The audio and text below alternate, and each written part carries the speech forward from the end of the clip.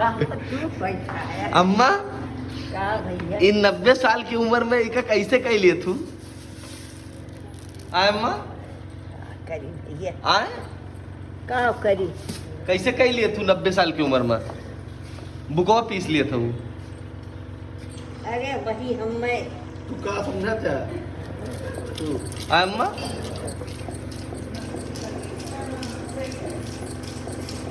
अम्मा आ रहे बताया था कैसे कह लिए तू बिना न- जंगल कैले भैया न जंगरा तो तोरे है ये बा अब भाई ना तू अच्छे अच्छे जोन में बोलार दा तो का थवरिया है ना अम्मा का यही ताका एकदम बस दे अरे पीसा दिया एकदम बस ताका पहले बताओ कैसे कह लिए तू अभी 90 की उम्र में का कैसे कैले जंगरा कहता ना बता रे एकदम सन सन सन सन कह डार था वो जंगल बिना जंगल पीस दिया तुमको लगाओ दे बुमरे जो मारा तू बैठा है कन्या कर